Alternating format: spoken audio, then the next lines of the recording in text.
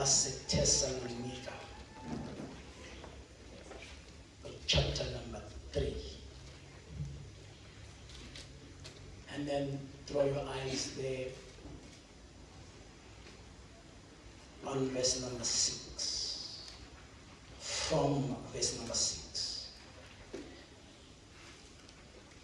I will read verse number 6 up to verse number 12. Quite a lot of reading. But let us do it. Amen. Amen.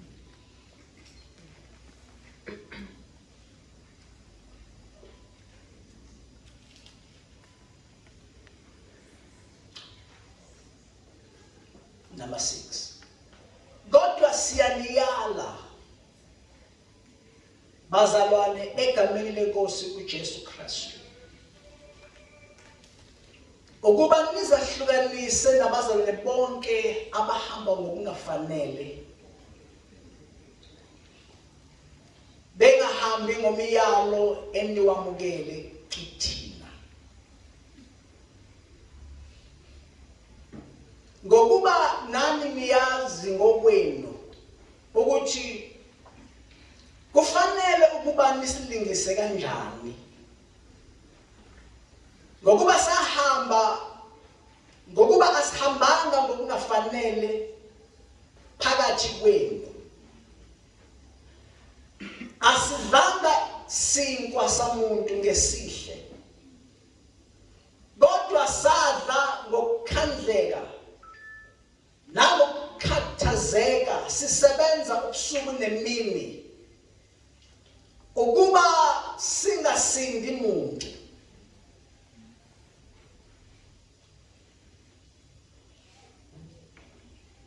kungengokuba singenalo ilungelo kodwa ukuze sizinikele sibe isibonelo ini sokuba nisilingise ngokuba lapho sisekini saniyala ngokuthi saniyala ngalokhu ukuthi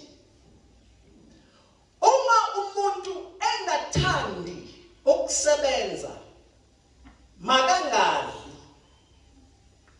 ngokuba sizwa ukuthi abanye phakathi kwenu bahamba ngokungafanele bengasebenzi lutho kepha benza okuyize nje abanjalo siyabayala sibaluleka enkosini uJesu Kristu ukuba basebenze ngokuthula badle esabo isinkwa. Amen. Amen. Msima, can you bless her with it?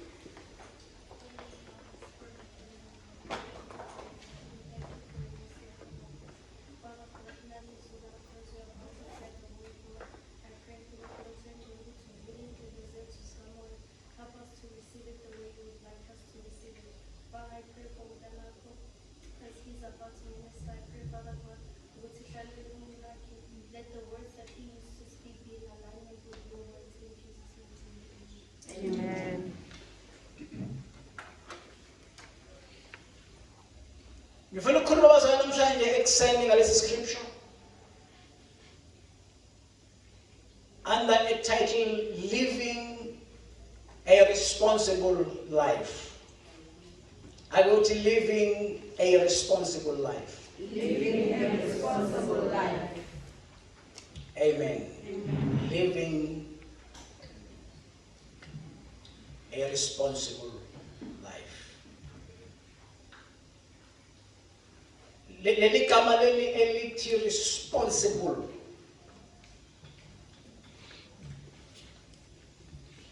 uma ulifunda kwamanye ama language abalichazayo basebenzisa amagama athi to answer in return. The ability to have a response, pendula,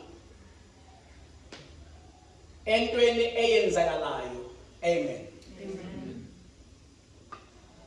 Bengayizwe abanye uma belikhuluma ngendlela ethile different. Bethi is ability to respond. Amen. Amen. So ngifuna ukukhuluma bazalwane around this word, living a responsible life.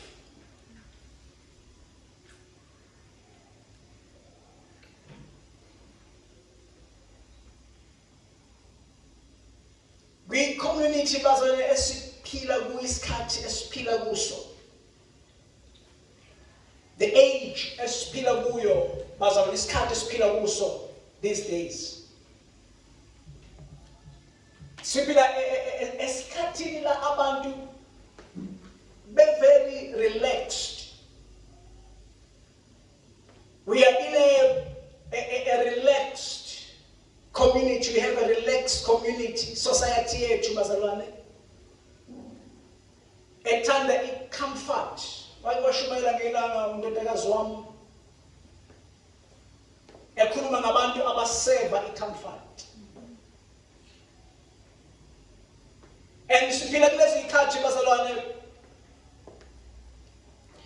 la abantu bethanda khona ukuba comfortable, ukuba relaxed. And uma uyibuka this lento yokuba relaxed, uyayibona ukuthi it also comes to the church. We are having a church that has a group of people about very relaxed. Abenza izinto ngendlela engenakuziphendulela. Konke okwenzakalayo in the church, they blame it to other people. Ayikho into abayonayo ukuthi lokhu ngibe ipart yokwenza. And uma ngibuka lokhu bazalwane, as I was meditating on the message, I think it is the similar topic I've been using on Thursday the last 2 weeks. And in comfort, uma ngibheka, although kuyinto enhle, kuhle ukuba comfortable. However, on the other hand, it has become poison in our times. It has become poison in our society. It has become poison in our families. Because we have people in the society, we have people in the church, we've got people in the families who are too relaxed. Ayikho into abakhona ukuphendula kuyo.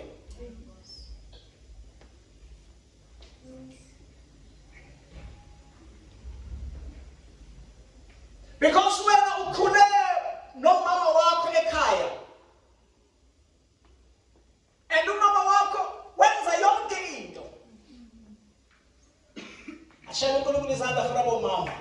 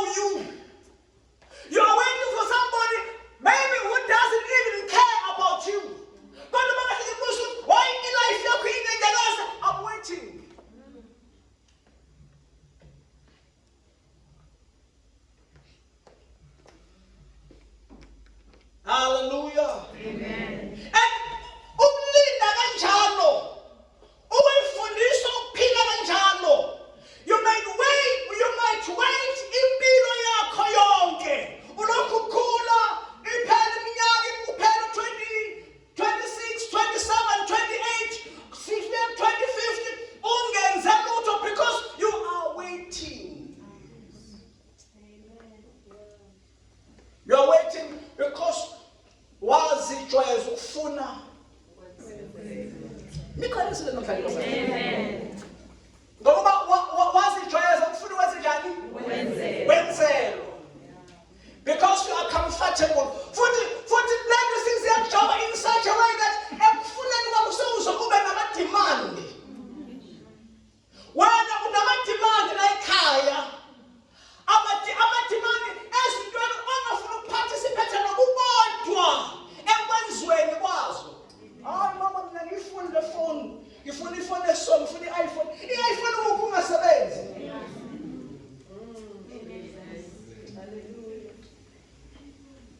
Hayi mina ngifuna alikho style. Phone call. Why uzofuna ube ungafuni kwakusebenza? Awazi ukuthi umama uvuka ngesikhathi ukushiya ulele akufika udlala. Because you are yazi ngikhuluma nabantu namhlanje. Baqhamuka abantu angasibona base-South Africa. Because bona bazinhlupheko. Because bona abayazi comfort. Bafika la ezweni lethu, bafika bavula amabhizinisi, bafika benze izinto ezinkulu, nina bese niyabalwisa. Nithi bathathe emsebenzini, bathi nina nilale. Yazi ngiyasizwela ngisemandleni. And then you want to kill them. You hate them. But i-problem akusikho ukuthi bathathe emsebenzini. I-problem ukuthi nina ni-comfortable. Khona izinto abazenzayo nina eningeke nizenze.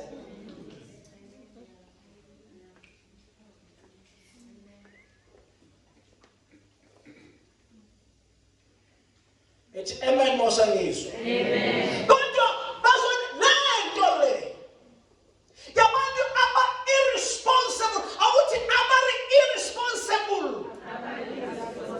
lento le iqala ekhaya iqala kubazalwane iqala ekhaya bese siyibona nala esontweni abanye babona ukuthi lona nje uzawo yabo ukuthi akazi lutho.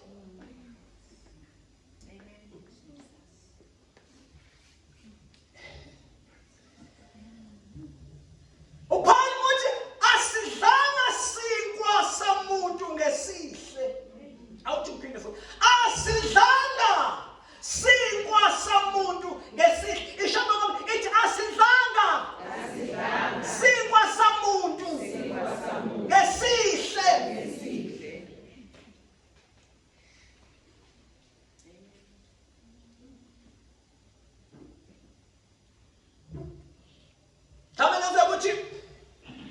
I'm not only referring and telling you mangikhuluma ngesinkwa ukuthi khipha imali ekhaya kini ngoba kusekhaya kini awusebenzi kodwa I'm sure khona into ongayenza.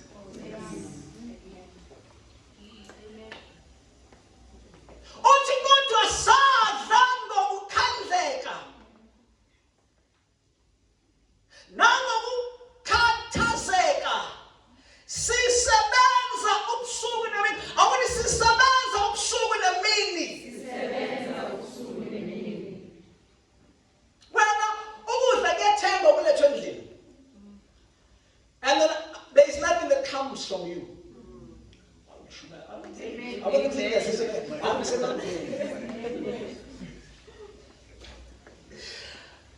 nothing from you.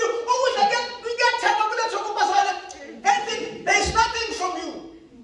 Kuphekwe. And maphekwa ivangeli nalo lithi. Kuphekwe and maphekwa nothing from you. Awululi ngishisana uthi mama ngicela ukusiza ukuqobela u-anyanisi. Awufuni kwenza lutho kuyaphekwa, awufuni nokulungisa ibhodwe at least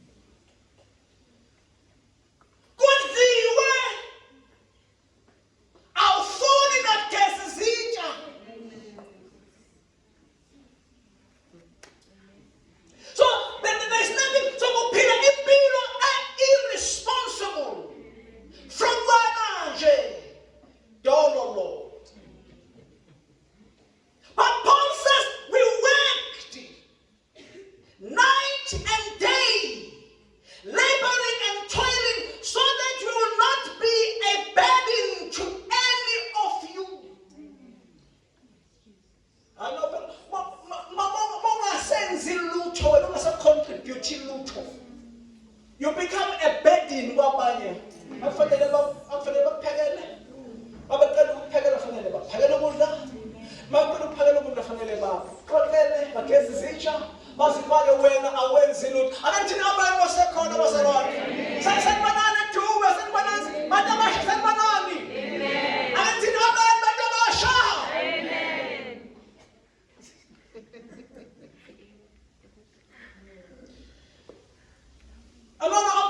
Because the problem yakho wena, you are everywhere. Yes, the Jesuit, but when you are everywhere, you are a street girl, you are a street boy, and then you are waiting for the fridge.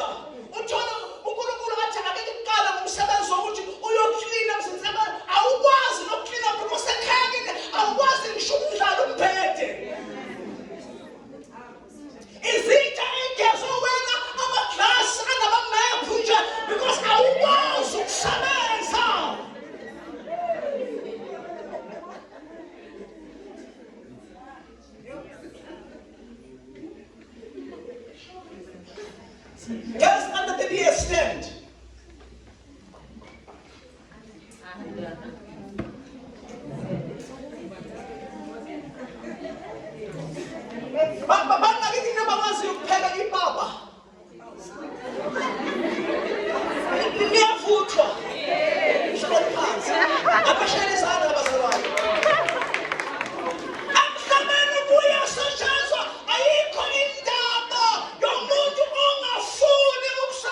It's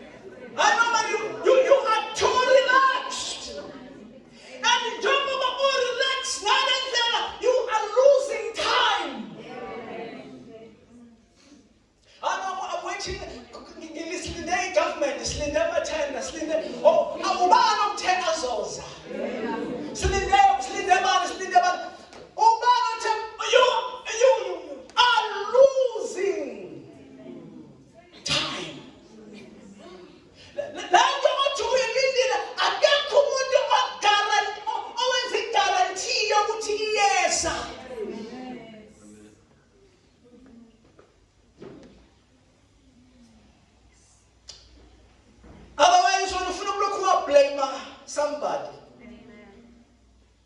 For you not to work, you are just blaming somebody. Amen.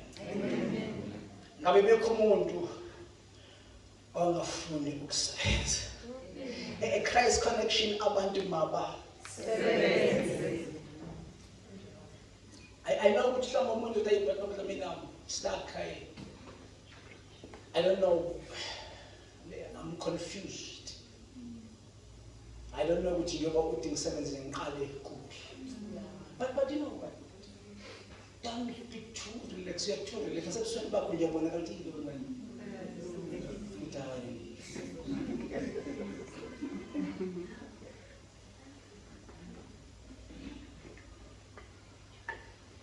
You need to go and search a matter. Akusizona zonke izinto eziyobekwa zibe sobala. And akuyohlala kube njalo wena uyothola izinto zakho lapho niya khona ni-crowd. Sometimes lapho niya khona ni-crowd nibaningi ngoba kuthiwe kuyaqashwa eshopeni. Uma niza nibaningi kungakuqashe ababili noma bathathu usale wena. So, i-breakthrough yakho ayiyohlala njalo iba sendaweni la kusobala khona. Kodwa iBhayibheli lithi kukhulu udumo kaNkulunkulu ukusitha into. Ngiyazwakala yini? Kukhulu udumo kabani lukaNkulunkulu ukwenzani? Ukusitha into. Kukhona into yakho eyosithwa. I'm teaching. Ibambe. Khona into yakho eyokwenzenjani? Eyosithwa, and ukusithwa kwayo it is for the glory of God. Bese athi umbhali kepha udumo lwamakhosi ukuphenya indaba. Khona izinto eyofanele une-breakthrough yakho eyofuna ukuthi uhambe uyoyiphenya. Uma lilezwa ngale igama lokuphenya eDube eSoweto. Nanga iphika umamdlameni. Ukufuna search. There's something that in your life. Come on, area ethile in your life. You go and search a matter. And searching the matter, whether you are regarded as the king. Whether you are the king. Now, we are kings. And to go and search a matter. God is definitely was a fool now. God is to use as the God as the man where Obala and the one that was Obala the Jehovah. God will humble you as well. It doesn't mean what you move it's over. No, God is in because you are relaxed, receipt. Until you wake up and go and search. And when you search, you'll find. Amen. As this card is quiet, agree with me. Am I wrong? Abo baba bethu balunguzumvumela nogogo uNtibana kokumdala. Abo baba bethu aba grandparents omkhulu. Bebekade beqashwa. Umsebenzi bawuthola kalula. And futhi masibuthola umsebenzi, makufika iwinter kubanda, babizwayo. Kungabe indaba zalutho. Mayiphela iwinter ngemisaba. Babuyela umsebenzini futhi bawuthola umsebenzi. Kodwa leyo nto leyo esikhathini sethu ayisekho.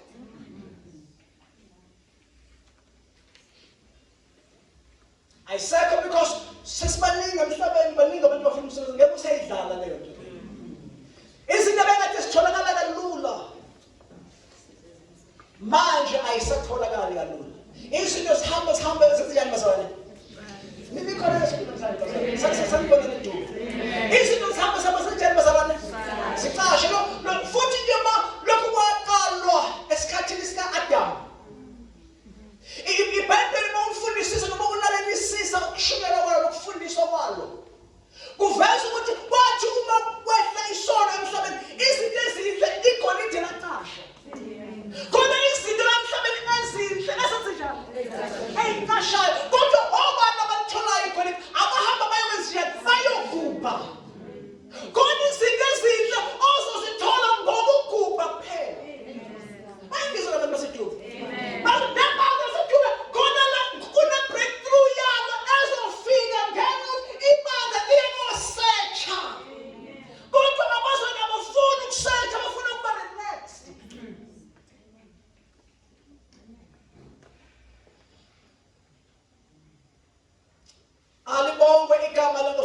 Christ. And but when it's like emhlabeni mawubheka a small population yami as long as isono sanda emhlabeni izinto ezinhle ziyaphela. Izinto eziyaphela kodwa abantu abafunayo abantu abazinjani? Hayi aba-relaxed. Hayi abangenzi lutho. Not abantu abalinde abantu lento yokulinda umuntu ongamazi mina angikholelwa. Ukuthi breakthrough yakho your riches ahleze empilo ongazi ukuthi uyakwazi ukuthi ubani. Angikholelwa khona izinto ozozithola ngokuthi uhambe uyo.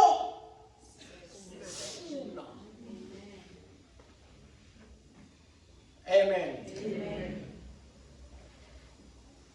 There is a miracle for you. There is a breakthrough for you. But your breakthrough is not in anyone's hands. I would labor it's in you. So in I says telling you all about zondayo about tandayo. Not really. Immediately yako ayisale athenini obana bakuthakathayo nabakususayo. Not really. Kodwa immediately yako akuthi neighbor is in you. Awukhuluma ngathi usangizwa ithi neighbor is in you. Khona izinto uNkulunkulu azibeke kuwe. Lento lebekwe kuwe. Khona lelizwi eliku John chapter number 7. Verse number 38.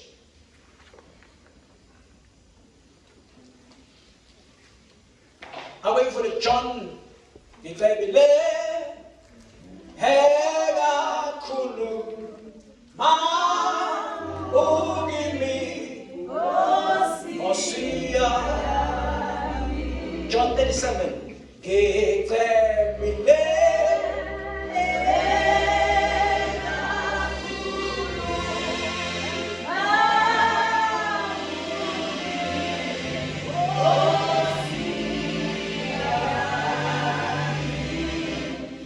one more time, it's ngicebile hega khulu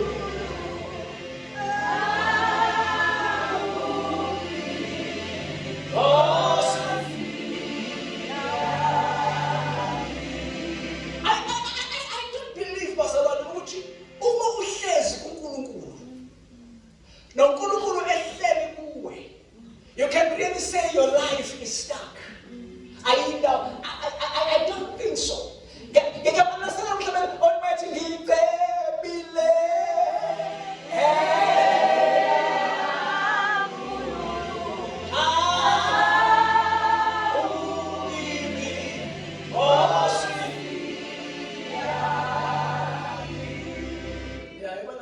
uzolela mongezi pulpit eli.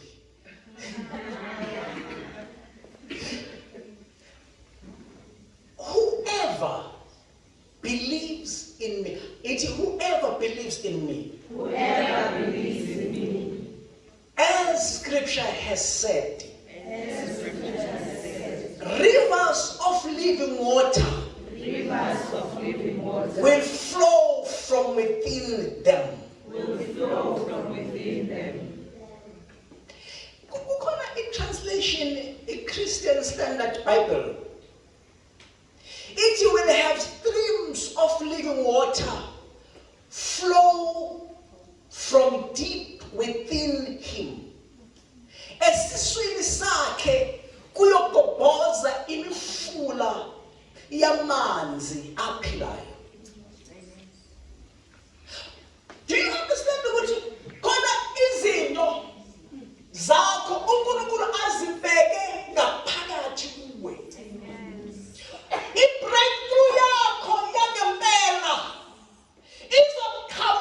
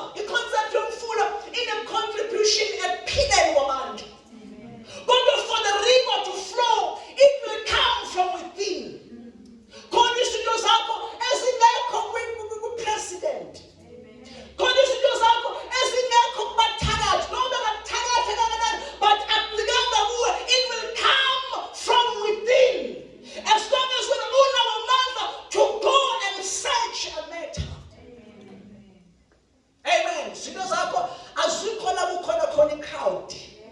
That's why uma ngiloko uJesu ekhuluma noSimon Peter uthi kuye qhubekela ekujuleni.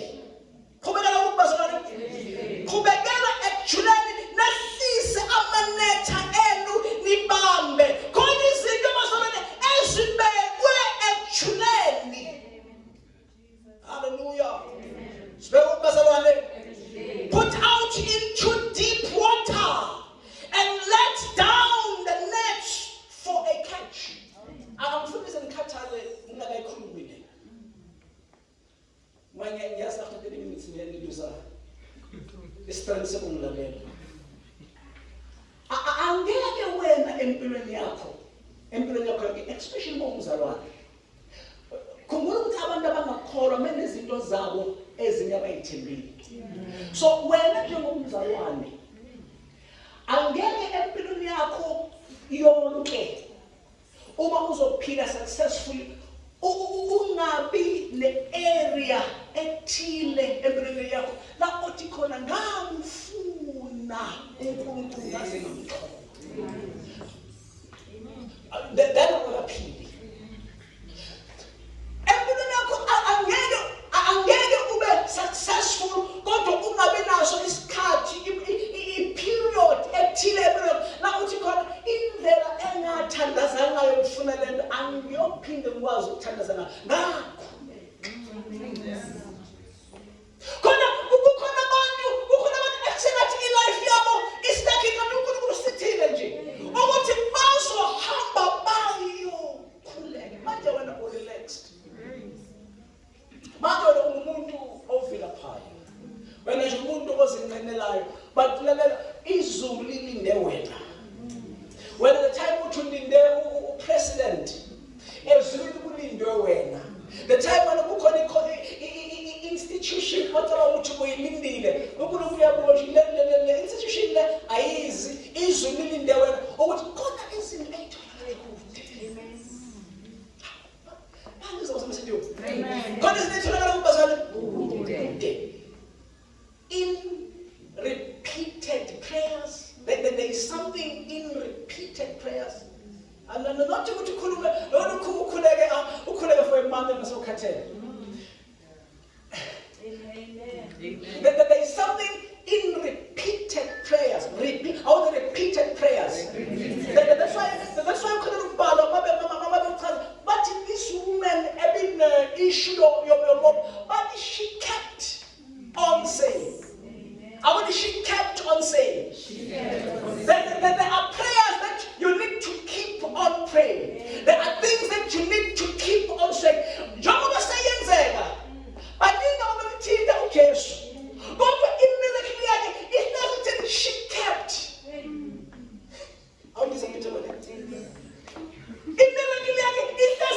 She kept. As you keep gossiping. So nasasa Nkosi Heavenly Father ngiphusise nalento ngiyayidinga nasasa yini ukhona imiracle in long prayers njengoba iBhayibheli uDaniel wakhuleka 3 times a day. uJesu uma ezobethela iBhayibheli indicate ukuthi wakhuleka 3 hours. He prayed an hour waya bafundi bakhe. He prayed an hour waya bafundi bakhe. He prayed they indicate ukuthi wakhuleka 3 hours. Kukhona imiracle esekhulekeni long hours. Long hours. Ukukhuleka isikhathi eside usuka esiqwini. Umkhuleko isikhathi eside usuka kuphi? Esiqwini uye ejuleni. Izinto zakho azikho in the bank of the sanctuary. Azikho in the but zisejuleni. Khona kunamandla ekuthandazeni in the night. I was praying last week. Let me tell you a story. Last week obviously bengathi ngezothandaza but bengathi ngizoshumela. So I thought I was about relaxed. But press and let me go to Kulega. So for the whole week, last week, Bengalabo 1, 1, 2, sometimes 3. I was praying till late. And the boy told me, okay, look, there's kunezinto ezisejuleni. Ngifuna ibhaki, ngijule ibhaki, kunebhaki ebesisebenzisa lasebele. Ngifuna ibhaki, so anginayo imali yokuthenga, ngifuna ukuya egarage yoyikweleta. So now, as I'm praying, on the road I'm driving, I'm busy every day, during the day ngiyasebenza. Ngiyaphuma ngiyosebenza. And today I'm driving, but I'm seeing myself, I'm imagining myself nginemoto, and le moto ngiyayibona ngiyilungisa. Because ngifuna ukwenza project yokulungisa imoto ngiyimodify ngendlela yami for ama-long trip, nama-heavy loads. So, isengathi le moto nginayo ngiyibona ngiyipicture isekugcineni ngiyilungisa for some time. Lo mcabango ngilokhu nginawo the whole day. Hayi ngizofika endlini. Ngifike ngikhuluma nomdlali ngithi hayi kukhona ibhaki ukuthi manje ngitshela umdlali hawu. Yazi ngikhohliwe umnikazi wayo uthe uzoyithatha.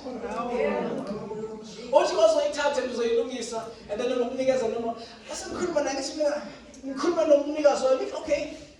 Do you understand? I'm going to ithathe. Ngizokubona noma ingane. But praying in the night. Khona izindawo ogcina sokuyithinta. Obukade usithinte ngama short prayers. One more time, ngifuna ukuvala. To get your answers. There are times, bazalwane, where you will pray and find and find intando kaNkulunkulu ngempilo yakho. You go and pray ubuze uNkulunkulu ukuthi Nkosi kwenze njani. And uthola ukuthi uNkulunkulu akakunikeza imoto oyifunayo. uNkulunkulu akakunikeza umsebenzi ofunayo. uNkulunkulu akakunikeza imali oyifunayo. Kodwa uNkulunkulu akutshele ngeassignment anayo ngayo ukuthi no, I want you to do this. In the house of the Lord. uNkulunkulu akukhulume lakho kuphela. Akakhulume lutho ngezidingo zakho. And uthi noma usuya emthandazweni, mawusukhuleka umthandazo wezidingo zakho awusafiki. Ukhulekela noma unazi isidingo. Kodwa uthi emthandazweni ukhulekela lento uNkulunkulu athe yenze. Into engakuphi imali, engakuphi lutho. Uma uNkulunkulu esezokubusisa, ekunikeza umsebenzi, uNkulunkulu akakunikezi imoto ngoba wena udinga imoto. Ngoba ukhulekela imoto. uNkulunkulu ufinance wena ngemoto uthi ukwazi ukusuka eBrakpan ukuze uNkulunkulu usupporta into yakhe. Kukhona abantu wena bathi uthola promotion ukuthi ngathi bayathanda. No, not bayathanda lapha. It's not about you. It's about you. uNkulunkulu ubona lento oyenzayo. Ubona le effort. And uNkulunkulu njengoba ekunikeza umsebenzi, uNkulunkulu finance lolu uthando lwakho nomndeni yakhe. Kodwa izinto basona njengoba sisebenza in the church, kodwa uNkulunkulu izinto asinikeza zona not ngenxa ukuthi sihlukile bona, kodwa uNkulunkulu ufuna ukuthi ngathi ushoda petrol ake ngimzame. Njengoba uNkulunkulu uyazama nje and then lento uyifuna izizele. Baningi abantu abangafakazi ukuthi khona izinto zabo ezize bengathatha zona. Bangasala bakuthela uNkulunkulu, bathi uNkulunkulu wababusisa. Icebile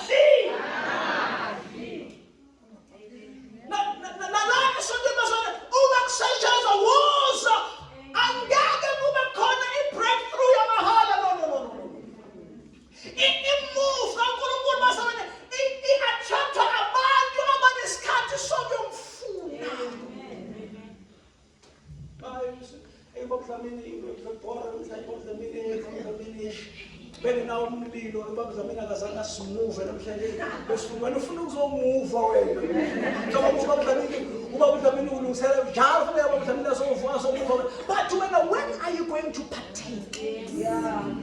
Ayikho prayer oyattenda, ayikho